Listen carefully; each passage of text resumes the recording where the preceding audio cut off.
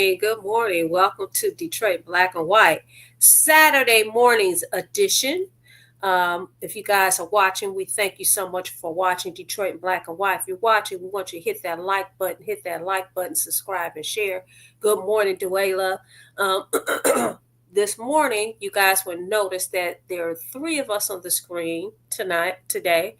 Adolph is not here and Eric is not here. They both had something else going on. And so we're holding down the fort this morning. Um, Allan was missing last night. I'm not going to tease him, but we're happy to see him this morning. Good morning, Allan Lengel, Deadline Detroit. How are you, Allan? I'm good. Good morning. Okay, how are you recuperating? I'm doing physical therapy. I've got probably almost 2 more months of physical therapy. I'm walking without a crutch, but I'm walking like an old man, so very slowly. Well, I'm going to tease you. I'm going to say I think you're doing very well in recovery. Yeah. Right. I'm ahead of last time. Now I'm walking. I look younger, but yeah, right. I tore the quadricep tendon, which is the tendons which connect the thigh to the knee, and it's such a major to do in terms of recovery and stuff like that. It's like you have to learn how to walk again. You have to, you don't think when you're walking, because we grew up walking, but right. You have to put your heel, you kick your leg back and your heel goes down first and all that stuff. So it's very weird, but it's, people have worse things going on in their lives. So. Well, it's good to see you sitting upright, not in the reclining chair. Thank you. Yeah, and good morning, Jim Nardone, former chief of police for Trenton. How are you this morning, Jim? Good morning. I want to welcome everybody to the Old Folks Network. I'm kidding.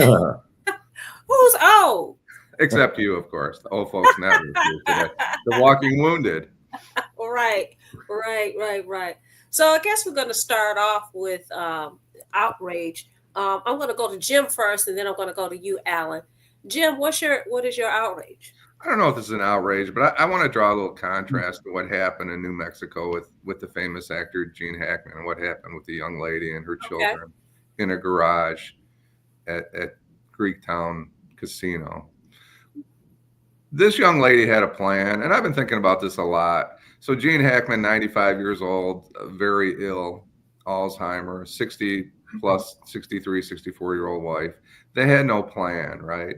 And I think about this young lady in Detroit with her mother and her kids, and poverty is not a crime. And she had a better plan than these people that lived in this 10,000 square foot home or 12,000 square, whatever it was. It was a massive mansion in Santa Fe, New Mexico, and they had no plan. And take care of your parents, take care of your folks, take care of your crusty old uncle or aunt that you don't talk to, right? They had no plan for people to check in on them.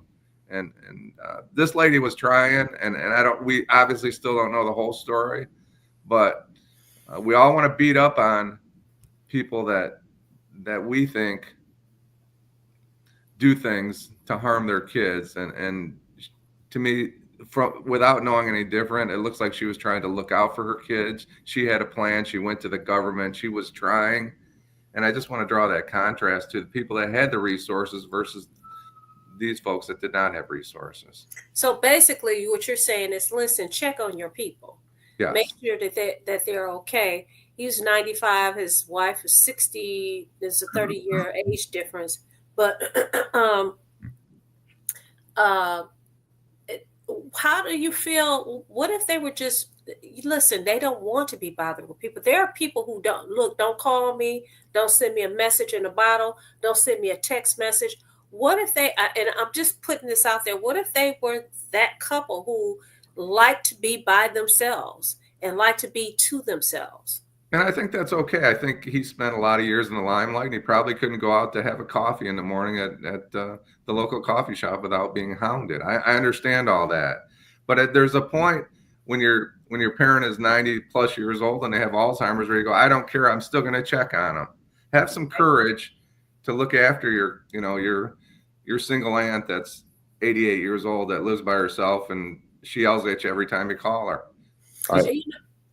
You know what, Jim, you brought up a point. I'm sorry, Allan, I'll go to you next. You brought up a point about checking on your people, not just if they're elderly and at home, But even when they're in these facilities, they used to call them nursing homes, but now they call them rehabilitation facilities because, you know, people go there after hospital. They've turned a lot of them into rehabilitation facilities. But you need to go check on your people. You need to make sure that they're doing okay. You need to make sure that nobody's taking advantage of them. So, you know, you're talking about in a case of Gene Hackman, it was a very vulnerable population, right? His age, his illness, the fact that, you know, he lived on this property and it was, you know, pretty massive for that area, that you do need to check on your people. So I do get that.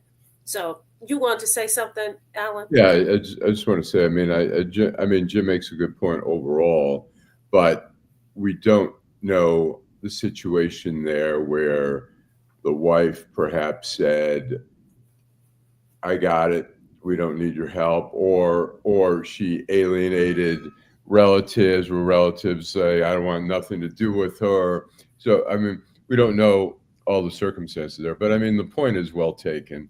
But you know, individually, I mean, sometimes couples, like sometimes people be like, I can't stand, you know, the siblings can't stand her, and that may not be the case. That she may be beloved or whatever, but so we don't know the case. But Jim makes a good point nonetheless. Yeah, yeah. So And before you do your outrage, you want to say good morning to Bridget Huff, and maybe we'll be able to get to Burdell's question about voting, because I'm sure we're going to get around to elections and whatever. And Duela makes a point. She says that some people don't have any family left to check in on them, and everyone is doing their own thing. So, Alan. yes, couple things. Before I do the outrage, I just want to give a shout out to Luther Keith here. Oh yeah, yeah. Luther was my editor for a while at the Detroit News when I was in the Lansing Bureau down in Detroit. He was one of my editors, and super nice guy. We continue, you know, to be friends. And he played at Baker's Keyboard Lounge with Keith Owens, who just got inducted in the Michigan Journalism Hall of Fame.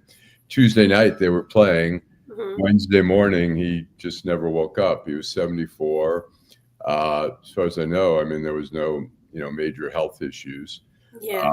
But so it's sad. I guess we never know when the lights are going to get shut out. We don't know the time, the day, the hour, or where we will be. I just saw him maybe it was a month and a half ago, over at PJ's.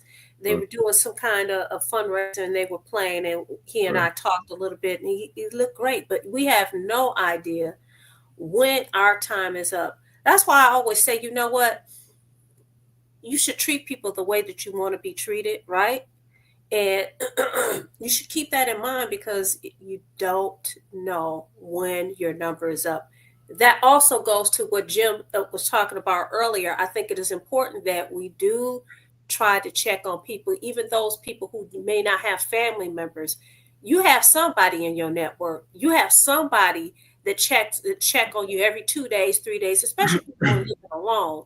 I'm fortunate enough, even though I live by myself, but I have sons that call 24/7 and they watch my comings and goings because they have the tracking thing. So, you know, well, why did you turn around? Why did you do this? That's a blessing that I do have I have people, a village that checks on me, but I don't have a spouse, you know, or anything like that. So that is, and I don't, go ahead. I don't talk that much about my job in policing, but about 10 years ago, it's probably 10 years now, we had a homicide in Trenton. Mm-hmm. And the only way we found a victim is his mother, who had Alzheimer's, was walking around the neighborhood the next couple days, and we got a call that this little old lady was, you know, wandering around her neighborhood. So it kind of strikes close to home. And if you think about this case, forget about it being Gene Hackman. This is a 95-year-old man that probably hadn't eaten or got anything to drink in, you know, a week or 10 days, and you know, he ended up probably expiring partially because he didn't get any care. Yeah. Did he have Alzheimer's? He did. Okay. That's what the reports are, that he was suffering from some form of dementia. Okay. So he had no food in his stomach from the report I saw. So he probably wow. hadn't eaten in a week. Wow. Yeah, Wow. it's a tough Okay. disease. So, yeah, I mean, a few things. I mean, the tariff, the on and off tariffs again. We have just our neighbors to the north. I'm glad we didn't get a chance to talk about that last night. Yeah. I'm glad you're bringing it up. Our neighbors to the north in Ontario, the premier in Ontario is basically like, fuck this. We're going to start charging. We're providing energy to the states. We're going to start, putting a tariff of 25%, and we're not going to lift it until this absurdity stops of on and off again. It's so disruptive. I mean, and the tension between, I mean, go to Windsor or Toronto, whatever. I mean, the Americans love the Canadians and vice versa. The Canadians are coming over all day. You see them at the Somerset Mall. You see them all around. You see them at the Red Wing games. We're neighbors. There's no need for this, and the intimidation and the denigration of trying to say, oh, you're going to be our 51st state is just insane. What are there not enough shootings there? That they need to be part of our country. It's just, and so that really bothers me. But also the fact that, there's a debate over whether, Zelensky, whether he maybe should have acquiesced more with Trump. And now Trump has cut off the weapons, and not only cut off the weapons, but cut off the intelligence, which allows the Ukrainian army to track where the Russians are. And they say it's going to cost potentially hundreds, if not thousands, of lives of Ukrainians as the Russians continue to bombard Ukraine. It's just, I think people say, well, where's this going to stop? And I think the Holy Grail is going to be when the Republicans, when they see their Medicaid, they see their Medicare, and they see Social Security tampered with, that's when you're going to see the third rail there and just a rebellion here. I think Trump is realizing, even among, I guess there was a cabinet meeting, I think yesterday, where the cabinet members are pushing back on Elon Musk. They're saying, this is our fucking departments. You're cutting us. You're making us, inoperable. So I don't get all the chaos. And I was doing a little reading about narcissism, and they say that narcissists love chaos. They love chaos, and it gives them control, and that's So you're doing a diagnosis here. Well, you're doing a diagnosis without even seeing the patient. You're doing a diagnosis. I'm watching the patient. I'm observing the patient. Can I comment on that? May I comment on that? Go ahead, and then I will comment on it. Go ahead. First, I want to say thanks. Good morning, Joe Cool. Kenneth Reed, our old friend Kenneth, who came to see us. Cynthia Johnson. Thanking you guys for tuning in. Bird. We can understand why we're fighting with maybe Russia or fighting with aid to Ukraine, but when you pick a fight with your friends, with North America, we have had this.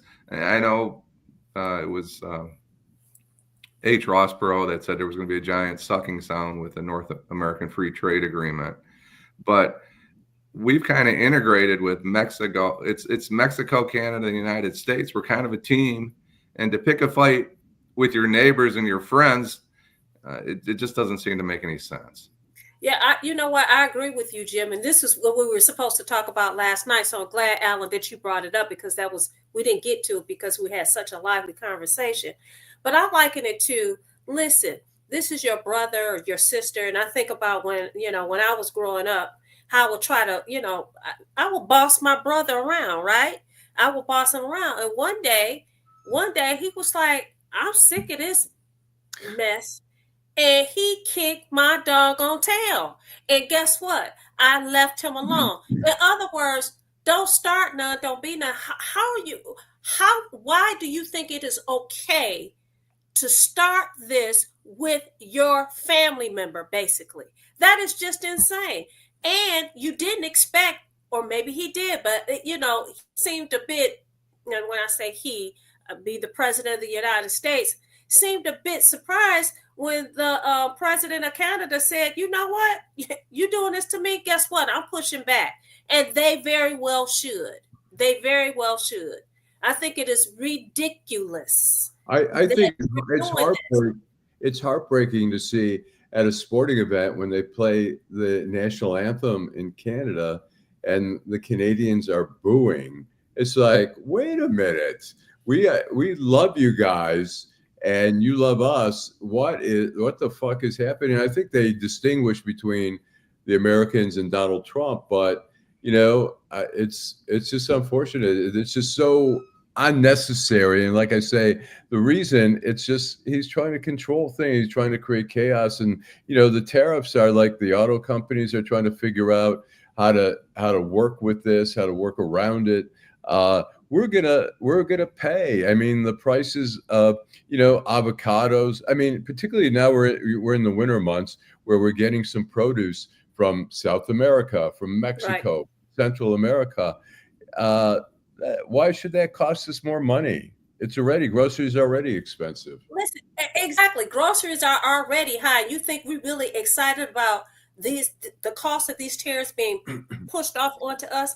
Absolutely not. If you think you want to buy a new car, don't do it. I told somebody the other day, I had them laughing. I said, listen, with all this mess that's going on, I'm going to, and I don't know if you guys remember this, but a few years back, there was this challenge going around on social media, and one of the gospel artists had this song talking about beans, greens, tomatoes, so on and so forth.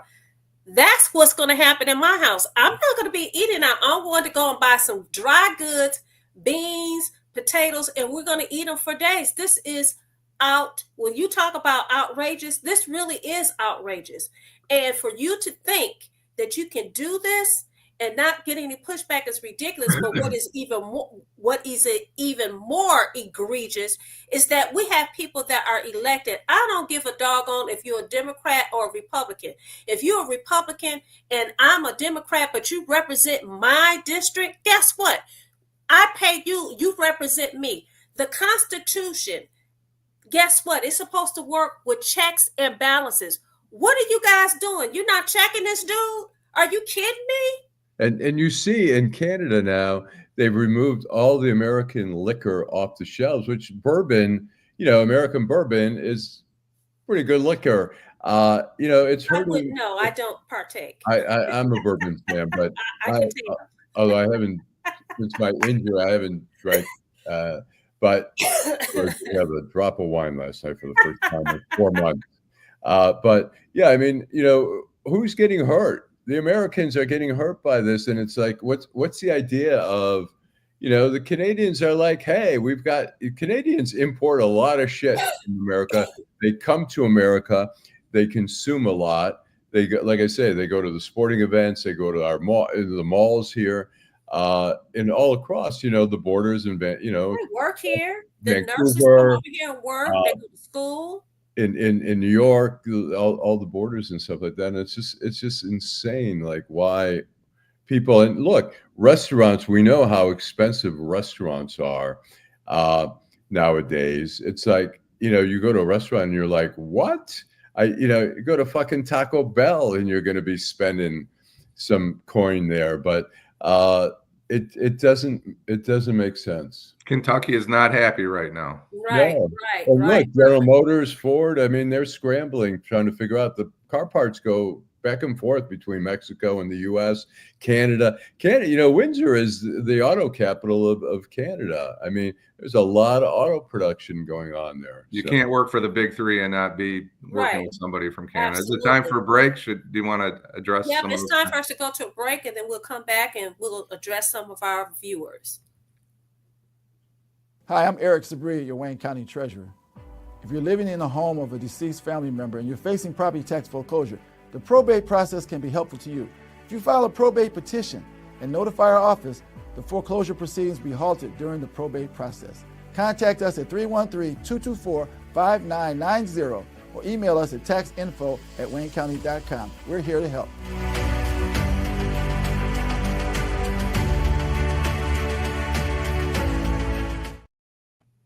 We're back, Detroit in Black and White, and we want to say thank you to all those that are watching. If you're watching, tell your friends about the greatest show on Wednesday, Friday, and Saturday. We want you to like, like, subscribe, and share. Hit that like button. Hit that like button. We also, you can catch us on all social media platforms. And you can also catch old episodes at DetroitInBlackAndWhite.com. Our plan is to do a rollout to have some of the viewers actually stream into the show. We'll be doing that in the next couple of weeks, but we want to say thank you, Montez Miller. Thank you. He says that this is an excellent conversation. He says that if they pulled the plug, it would be terrible. Talking about Canada. Cynthia Johnson says some work here in the United States. She's absolutely correct. Kenneth Powell says the political theatrics are tiring. And he's absolutely correct. Joe Cool says DT is an asset of Russia, period. And, you know, the comment that Joe Cool makes, it really saddens me that as an American, that you believe that your leader is not looking out for your country, that he's looking out for himself and another country. That is very, very sad. And again, we have 3 branches of government. I don't understand where the checks and balances are. But I will also say this. We had this conversation last night, Jim, that people need to understand, because we have 3 branches of government, there are some checks and balances that's supposed to go into place, right? And so people are getting all excited about all these executive orders. People need to understand that, yeah, there's the executive orders, but do you guys understand that most of these executive orders are not going to have any real impact? 1, a lot of them are tied in court. And 2, he's encroaching on the powers of Congress. We have 3 distinct branches, right? Because they're supposed to work as checks and balances. Go ahead, Allan. I agree with you. There are technically 3 branches of the government, but look, the Senate is the majority Republican. They're never gonna. Yeah, I mean, they bow down. I mean, some of the appointments in the cabinet, some of them should have. Kash Patel should have never been there. Segpeth or whatever should have never been there. But they're acquiescing. There is no checks and balances right now. The House is Republican, and the Supreme Court. I mean, they finally pushed back on just the other day, but the Supreme Court has given him a lot. We were seeing in the judiciary and the lower branches of the U.S. District and the U.S. Court of Appeals where we're seeing some pushback, but it's worrisome that our checks and balances. I see it more as 1.5 branches. It's like barely any pushback. I mean, the Republicans won't, no matter what Trump does in the Senate, maybe they can muster up 2 opposition votes against him, and they're afraid. They're so afraid of him. Nobody wants to be the target of his vitriol on Truth Social, which is, speaking real quickly, I thought it was particularly interesting. The mayor of Hamtramck, I don't know if you guys saw, has just been appointed ambassador to Kuwait by Trump. He was a Democrat in Hamtramck, but he's very socially conservative, and he started to drift more toward the Republicans because he was in favor of banning the gay pride flag on city property, which was very controversial. And he got attacked by Dana Nessel, a Democrat, and other Democrats. And meanwhile, people like Michael Flynn came to town and embraced him for being anti-woke, all little code words for being, racist and whatever. And so he's now gotten his reward. And some of the Arabs in the community are like pissed at him, saying, "Hey, Trump said we're going to turn Gaza into the Riviera," and they're like, "What the?" And he goes, "Well, I didn't say I agree with everything, but I don't know." So it's interesting. But anyways, I think Kenneth Powell and Cynthia Johnson put it two little sentences that made more sense to me. Canadians are feeling bullied, and the political theatrics are tiring. They're going to wear us all out. And I guess the question I have for you, Vanessa and Allan, and our viewers is, Allan, the point you're making, are you surprised that there's no courage in the U.S. Senate and the U.S. House of Representatives and sometimes in the Supreme? Are you surprised that other than the Supreme Court, nobody's standing up to say, hey, wait a minute, that's really not the plan. Yeah. I'm very disappointed. I mean, you see like a couple like Susan Collins, a senator, and Murkowski from Alaska, but they're not consistent. Mitch McConnell was suddenly, for a few waking moments, was standing up, and now I think he's fallen back asleep again.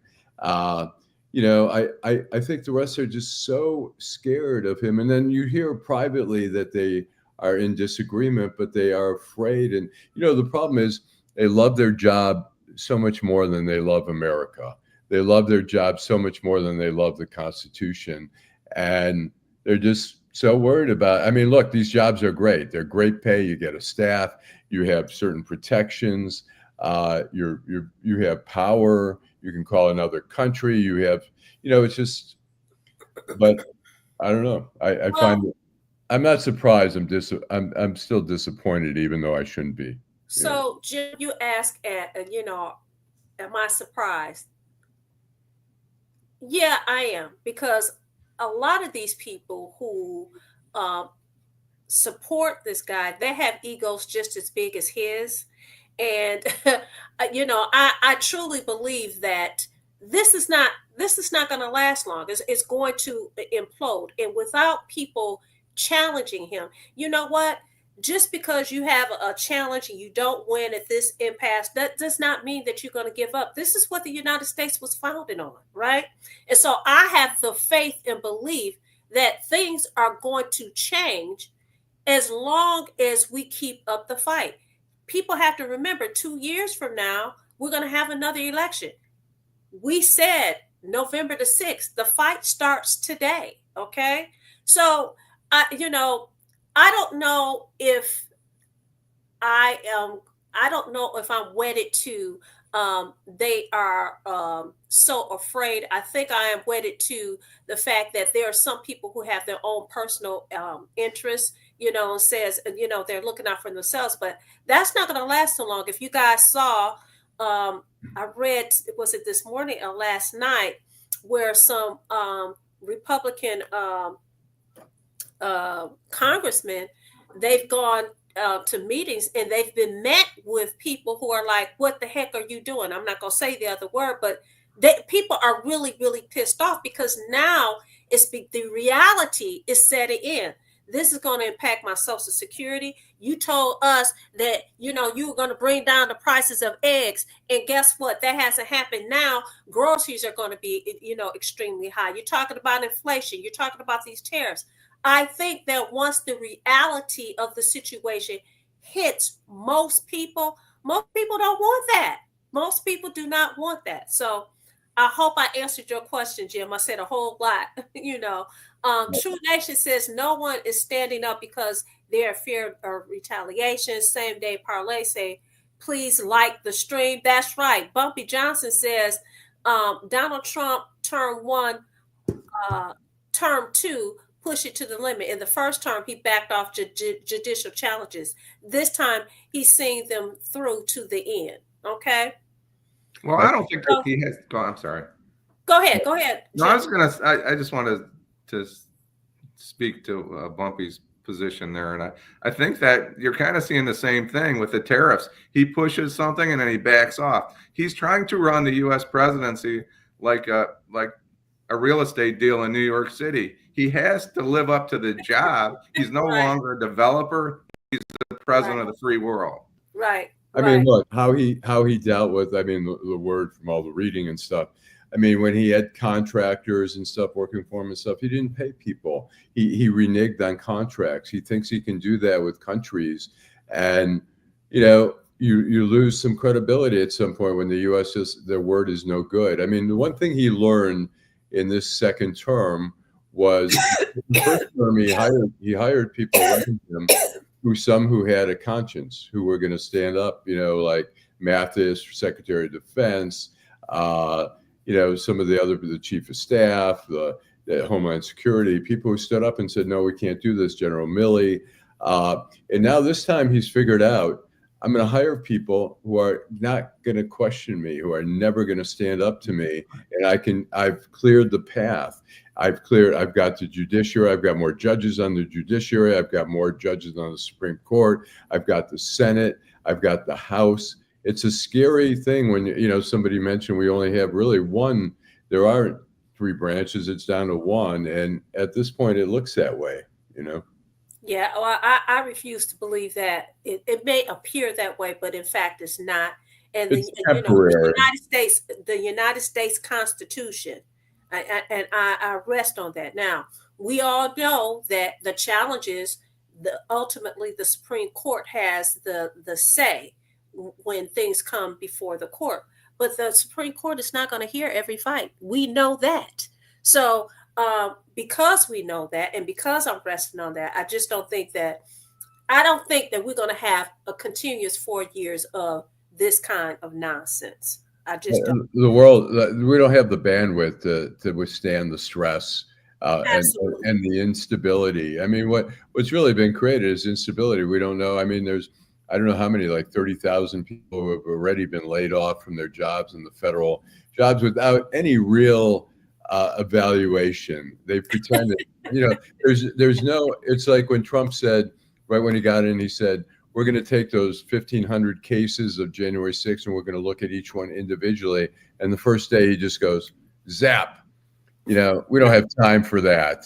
He's ADD, and that's one thing. You guys out here doing these diagnoses is hilarious to me. True Nation says that he's on the spectrum of schizophrenia. All the symptoms are there, and I can't. I'm trying to read it. Anyway, he's saying the man is schizophrenic. All the symptoms are there and prevalently presented. That is hilarious to me. Timothy Squire Bay, thank you so much. We didn't see you the last couple of weeks. We're glad that you're here Saturday morning. He says good morning to us. So we're talking about the 3 branches of government and challenges. I want to just bring up an example. Michigan AG Dana Nessel and 22 state coalition win an injunction. It's a temporary injunction against Trump administration's funding freeze. So this is an example of people are actually fighting back. Okay. And I think that we have to continue to do that. I want to move into mine is not really it's an outrage about DTE, but it's also a victory for Michiganders. The Attorney General Dana Nessel sued, and she was able to win. As you guys are aware, our viewers are aware, when we talked about this on the show previously, how DTE is always constantly going up on prices, saying, hey, we're going to go up on your bill. And people were really, angry about that. I was pissed off about it. People lose their power. We have a storm. The power lines fall down. There's always some kind of excuse. People are without power for days, sometimes a week. And your response is, we're going to give you a $30 stipend. Get the heck out of here. So she won. She stood up for the Michiganders. And I think that is a wonderful thing. So I think a lot of the, these utilities that pay out great dividends to shareholders and stuff like that, instead of paying out they should be making sure the power lines are underground, that we're not, constantly so susceptible to every little, weather change. And I think in California, some of the fires may have been a result of some of the utilities not, protecting their power lines and stuff like that. So I think we really are, DTE is way behind on really delivering solid, services. And the key is to start bearing some of the, the power lines and stuff. Listen, in 2016, I'll never forget this because I was out campaigning. And one of the things that I talked about how we were going to lose a seat, and that the congressperson that was in office at that point in time was not going to stay in office very long because we're going to lose a seat. I was right about that. I also talked about solar. I talked about power and how the nation was moving towards power, and people were really pushing back. At that time, you had President Obama, who was in office, and DTE was in the forefront. They were pushing against, solar power. You know why? Because they want to make sure that they were able to buy up all that land, put these solar panels in, on these properties, so that they could continue to make money, because they don't want people to be able to get power from what God has given us. Okay. And I think people need to look at that. I said that almost 10 years ago. I talked about that. And guess what? Within a year or so, I started seeing there's a big solar power. I call it a solar power park right in the neighborhood on Greenfield. It's off of Greenfield between, I want to say, Plymouth and Linden. They're all over the place. DTE makes so much doggone money off of us. And again, this is an example of, we do not hold them accountable. I think it is ridiculous. Their excuse for not doing underground is that it would be too costly. It would be too costly. Get out of here. Get out of here. And we need people like in this instance, and I'm not saying I'm a fan or foe, but we need people to stand up for people like us, because we're the ones that helping them make all the money, and we're not getting what we're paying for. And I think part of it, I think people don't even understand what DTE is. That it is a for-profit company that's investor owned. It pays out dividends on shares like that. So it's it's not I think some people think of it as a public, a nonprofit that they're just trying. They're a profit company, and they're making major profits. Now, you know what? I want to ask this, because guys, remember when COVID hit? Do you guys remember that this building over here, this downtown, this beautiful building that the taxpayers are paying for, they shut down and everybody went home to work? Is the building even occupied today? I go by there, hardly see anybody in there. Which building That's are you the kind talking of about? stuff that people should be pissed off about. What building are you speaking of? You're talking about the DTE building. It's right by the casino. Yeah. Oh. Yeah, they sold the furniture. They closed the MFer down, okay? But we're still paying for it. Yes. You know what? I mean, that brings up a whole other thing about the office buildings downtown. I mean, a lot of them have high occupancy. They're unoccupied right now. Before the pandemic, with Deadline Detroit, we signed a lease. They gave us an option to go month to month, continue month to month, or sign a lease. And I signed a lease like a month before the pandemic, because the office space was so coveted. You saw law firms in Bloomfield Hills who wanted a Detroit presence. Now, there's so many empty offices, which I'm curious about the Hudson's Detroit building, which is going to be occupied later this year. We've got GM, which who knows what deal Gilbert gave GM to come in, and take the Renaissance. I wouldn't be surprised if they're not paying any rent. We see Ben Johnson's is moving out of the Guardian building or the Buell building. Mm-hmm. They're going to move in there now. But there's so much empty space downtown. They need to convert to probably apartments and condos and stuff. Yeah, but if they convert to apartments and condos, who's going to live there? Because it is expensive living downtown. I know. I live downtown. Yeah. It is expensive. Affordable housing is not affordable for the regular everyday Joe Schmo that live in the city of Detroit. So if you do that, then who's going to live there? You're going to have a lot of people from other states buying property here, buying the condos and living here. I agree. We're seeing how much that we paying for that DTE building. I am furious. Go ahead. We see a trend in major cities. We've seen it in Manhattan being the prime example, where people, the average person can't even afford to live in Manhattan. We've seen people then go to Brooklyn. Now Brooklyn's become too expensive, and now people are moving to Queens and the Bronx. and those are becoming expensive. And at some point, you can't live in New York City anywhere.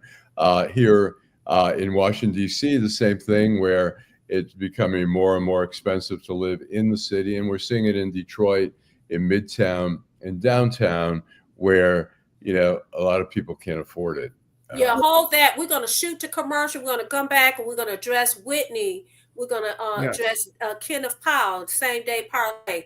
Okay, we're going to go to commercial break. Perfect. Hi, I'm Eric Sabria, your Wayne County Treasurer.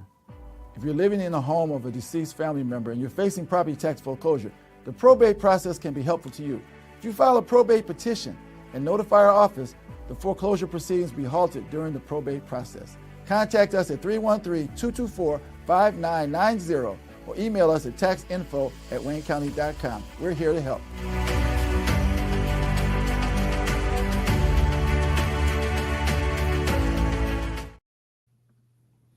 We're back at Detroit in black and white. Whitney Clark, who's running for city council, indicated that one of the things that he's talked about is that we need more power companies. Kenneth Powell says there's no existing affordable housing. He also is encouraging people, like I encourage people, to like, subscribe, and share. Queen Bee says she's so upset she missed most of the show. You could go back and watch it later on today. And I had a comment about one of our views. Says affordable housing is a joke. How is affordable? What did he say? How is affordable? Would you bring that one back? How is affordable housing $1,500 for the average Detroiter? He's absolutely correct. And affordable housing downtown Detroit is virtually unheard of downtown. If you want to live downtown, you're going to pay for it. How is living downtown Trenton? Is it affordable, Jim? Because I know you guys have that property on the water. It's beautiful. Is it affordable? It is affordable. Downtown Trenton has a lot of older homes that are rentals. So it is affordable, but that little section that you're talking about, there's a couple of areas that are not affordable. But downtown Trenton is more rentals. There's a lot of rentals, a lot of older homes, a lot of historic homes. There are some very expensive ones, but there's some moderately priced homes too. And I just wanted to touch, I know we're talking about all our guests, our friends out there. Thanks, Dave, our old friend Dave, for tuning in. And True Sensation, I'm just going to say this, right? I know True Sensation, and if she's saying that Donald Trump is schizophrenic, I'm going with it. She's in the field, and you're killing me. She's a very accomplished and very talented. The point is that we have some really talented people tuning into our show, and we appreciate it. Some people that have been in the battle. And how many doctors are in the house? True Sensation is at the forefront. She's in the battle. I'll say she. I'll go that far, but that's all I'm going to say. Okay, all right. Taylor May, first of all, Taylor May asked me, he said every time he sees me, basically I have on a different pair of glasses. You're absolutely correct. I try to wear the different color glasses to match my outfits, that kind of thing. But he says that there's a lot of development in northern New Jersey, particularly around the New Jersey Transit train stations. Queen Bee says that Trenton is the bomb. She almost moved there some years ago. Whitney Clark says he love it down here. Miss Moss, we are neighbors. Oh, okay, great. Hey, neighbor. Howdy, neighbor. It reminds me, when you talk about your glasses, when I was at the Detroit News, I went over to Cornelius Pitts, who one of the great attorneys in Detroit. I went over to his office. He must have had 7 or 8 briefcases, each one matching his outfits for the day. I thought that was so amazing. Yeah, we don't carry. I don't carry a briefcase. I used to carry a briefcase. The thing is too doggone heavy, so I just carry a tote bag, and even the tote bag is heavy. So I find myself unloading stuff every day because you think everything that you have is so important, and you have to have it, and you have to carry it. You always keep filling. I use a backpack. I put my laptop in. I have a few things, and I'm like, oh, it's light. And the next day, I add something, and I add. And then like 2 weeks later, I'm like, geez, it's like right. Cool. Right. uh, uh, Day just texted me. He said, Jim, Allan, Miss Moss, he has rare earth minerals to make us one of the top producers of energy. Oh, thank you for sharing that with us, Day. Queen Bee says she loves Cornelius Pitts. He used to jog down Jefferson every single morning, rain, sleet, hail, or snow. She hasn't seen him in a while. His son practices. I see him in court all the time. He says, Dad is doing just great. I've seen him at Whole Foods to take your whole check, which I actually am going to put this out to you guys and the viewers. What do you think about this whole controversy? And there was a guy who used to be on Fox. Um, I think his last name is Houghton. I think that his family owns wine. Them talking about SNAP benefits and how people who receive SNAP benefits should not be allowed to buy basically, food with high sugar content and that kind of thing, and that they should buy, fresh fruit and vegetables. What's your take on that, Jim? I'm so confused. All I know is the guy that's in charge of taking care of the health in this country is an ex-heroin junkie. So I'm a little confused by it all. It's a free country, right? If people want to eat a Twinkie, they should be able to eat a Twinkie. It's not the government's role to decide what we should be eating, what we shouldn't be eating. However, when we talk about vaccinations and things that are good for everybody, I guess, generally speaking, when I say good for everybody, I mean the masses. Mm-hmm. We should try and take care of folks, but as far as talking about controlling what people eat, I think that's all. Allan, what's your take? Because I can't wait to get my take. Yeah, I mean, I agree. I mean, I know there's some restrictions sometimes on buying alcohol and stuff like that, and I don't have a problem with that. But other than that, come on, you want sugary foods, you want sugary cereal. Rather, I mean, I try to watch when I buy a box of cereal, I read the side, the content, fiber, how much sugar it has. I read that, but not everybody gives a shit. And not everybody should if they don't want to, and it's overstepping, I think, to really. Not only is it overstepping, in some instances, it's very unrealistic. Listen, let's talk about this area, food deserts. How in the hell are people going to be able to buy fresh fruit and vegetables in a food desert? There are no grocery stores. They're far and few in between. Are you freaking kidding me? In addition to being food deserts, you have people who don't even have transportation to get to the store to buy fresh fruit and vegetables. And like you and Jim says, I think it is absolutely absurd and silly to say you're going to dictate what people can or cannot buy. That is ridiculous. That is insane. That is outrageous.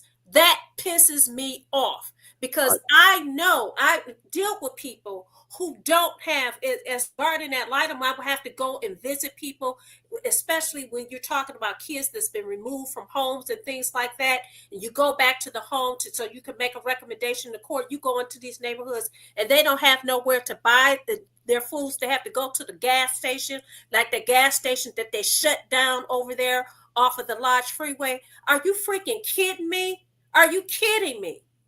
I agree with you. I'll add though that I'm not against the government educating and saying here's recommendations or stuff you should be looking for, reading the labels, for sodium content. I mean, people consume particularly, fried food, fast food, the sodium content is so high. We see hypertension, we see people with strokes, heart attacks from all that stuff.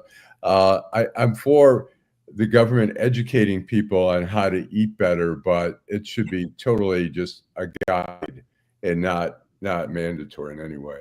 Well, I just don't think it is very realistic, and I think it's cold and heartless.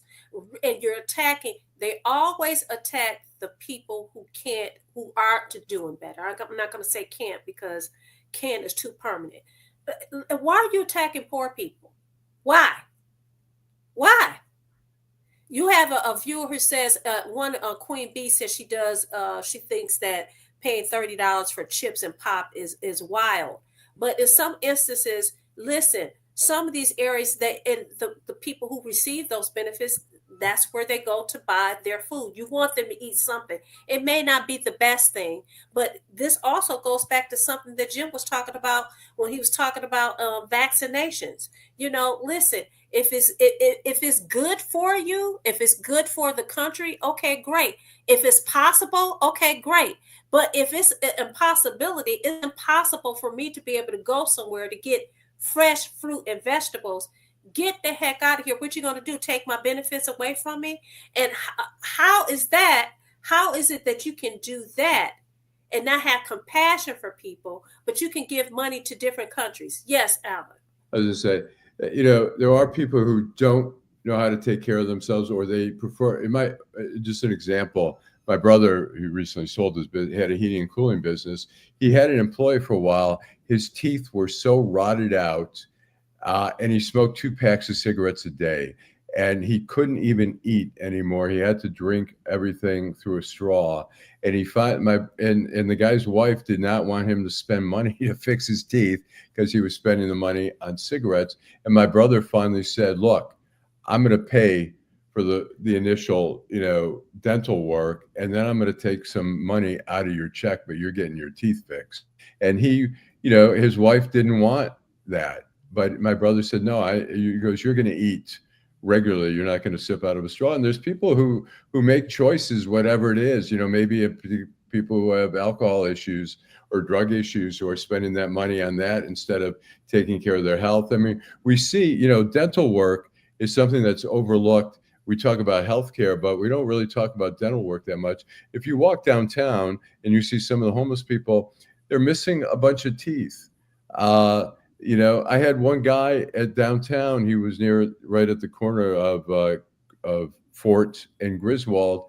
He had teeth missing, and then he had a toothache one day, and he's standing there, and I said, "Go, he went to the emergency room, and they gave him an antibiotic, and I said, "It's going to come back, man." And we were standing in front of the Penobscot building, and I looked it up. I called the dentist's office. There's a dentist's office there open 3 days a week. And I said, "Hey, I got a guy down here. Can you take him?" And he had Medicaid. And he said, "Yeah, send him up." And the guy said, "I'm scared." And I said, "I don't care." I said, "You're going up there now, and you're going to take care of that tooth." And he was thrilled. They took care of the tooth and stuff like that. But that's another issue. And there's a lot of bacteria in our mouth, and some people end up with heart disease as a result.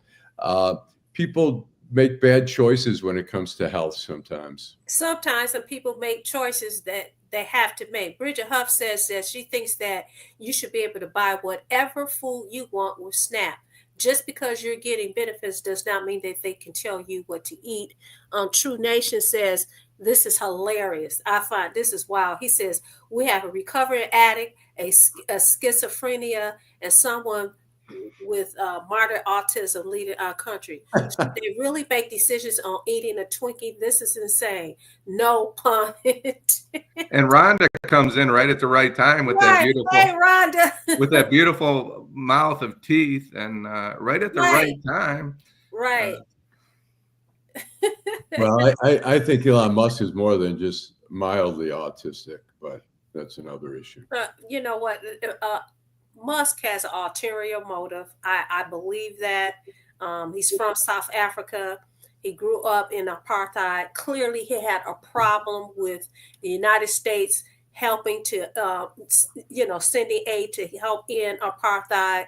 This guy is insane. But this is what I predict. And I'm not a crystal ball gazer. I'm just basing it upon how the president has moved in the past and how he's moving currently.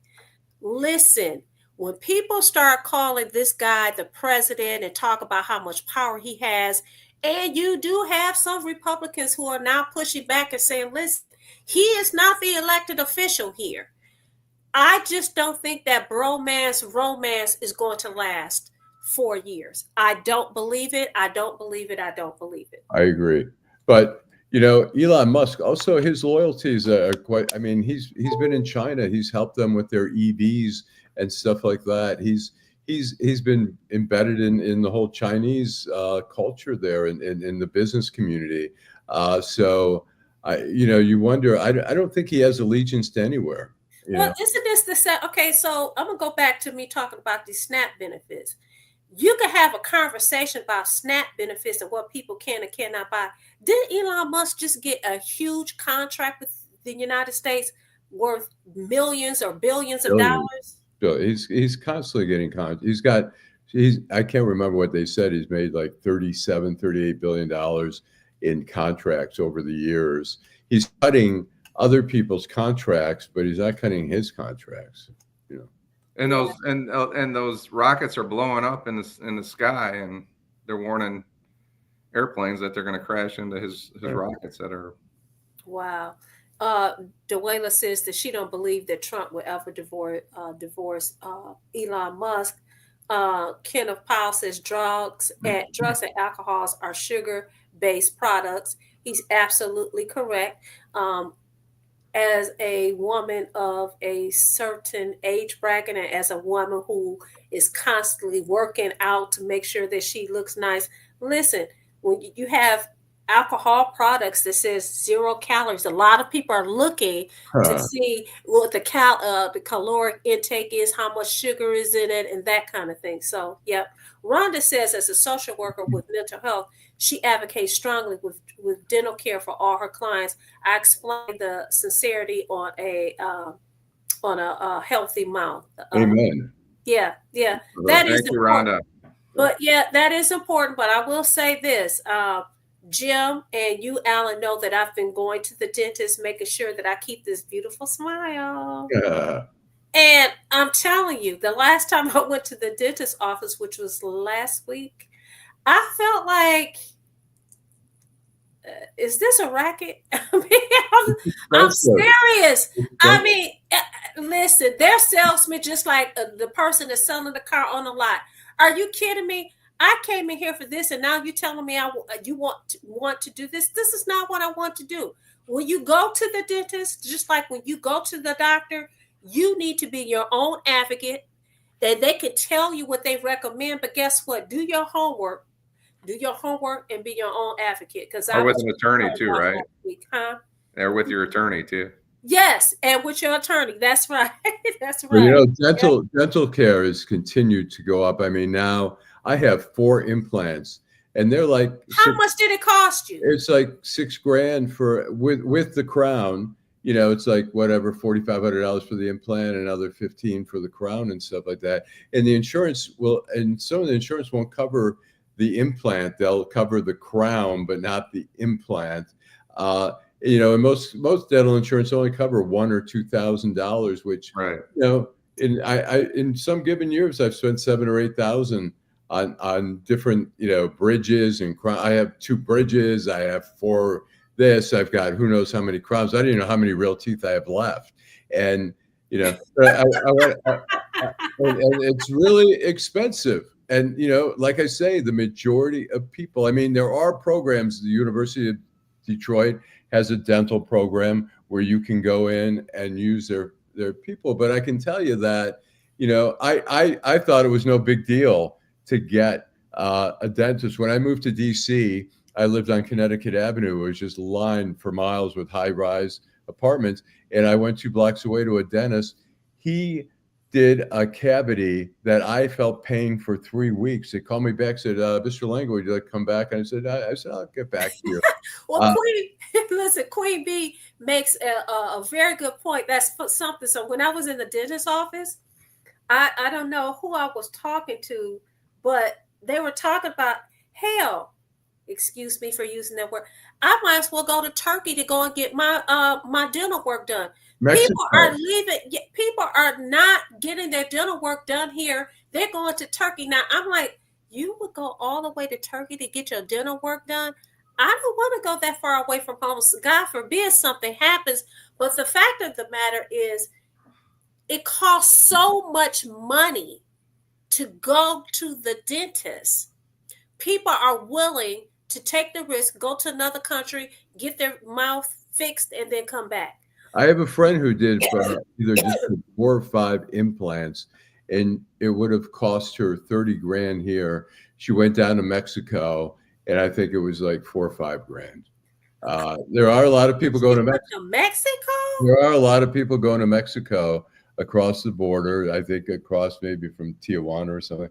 But there are good dental places down in Mexico. I mean, there was somebody who went down there for that and got killed, but that could happen. But there are a lot of people going to Mexico and stuff like that. I mean, the dental work here, it's not, look, these people go to school for a long time. And they've got loans. They've got, they open up a practice where they have to pay for the office space for the employees and stuff like that. And that all adds up. Well, when you start telling me stuff like, oh, okay, Vanessa, it's going to cost $3,500, but because you're here, we're going to knock it down to $2,800. You full of ish, okay? Because now you're sounding like a used car salesman. This is negotiating a deal. Get out of here. And now I don't trust you, okay? Because what does it really cost? You have people in here talking about, let's say, Timothy Squire Bay said, if your insurance doesn't cover dental, then what? Kenneth Powell says that Herman Kiefer Hospital used to do great dental work at low cost. Derek Henry says Costa Rica is also a hot spot for dental work. I had no idea. Wow. And Rhonda says it's cheaper in Turkey and Egypt. She has a client that is having this procedure done. Wow. And Quinn said Canada is not the spot anymore. I had no idea that Canada was the spot. We have some of the smartest and most informed viewers and co-hosts.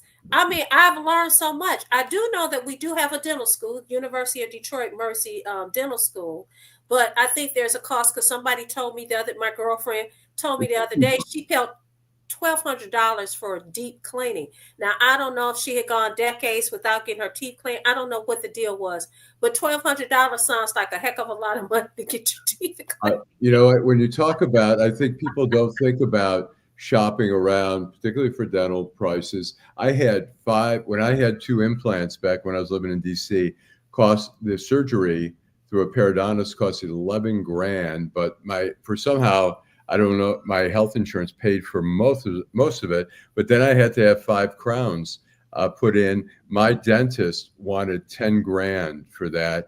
I went to my parents' dentist here in Southfield, who was better than my DC dentist, and he said, I'll do it for $5,200. And he did a much better job than my dentist in DC would have done. A lot of it's the market. Yeah. And look, there are prices that vary. And if you're doing this kind of work, I mean, we're talking about, it's like buying a used car. I mean, the price. Exactly. Queen Bee, we're going to end on you. She has the comment of the morning. She says, $1,200 for a student to play in my mouth? I don't think so. I'm with you. Whitney says he's got work done in Mexico. It's worth it depending on what you need. Wow, that's interesting. Okay, well, we've had a wonderful conversation this morning. We thank all of you for liking, subscribe, and share, and tell everybody about the greatest show, the greatest podcast on this side of the United States, Detroit in Black and White. Join us on Wednesday evening at 8:30. We've expanded our show from 8:30. It was going from 8:30 to 9 o'clock. Now we're a 1-hour show on Wednesday because we have so much traction and so much interaction. Thank you so much. We'll see you Wednesday. You guys take care.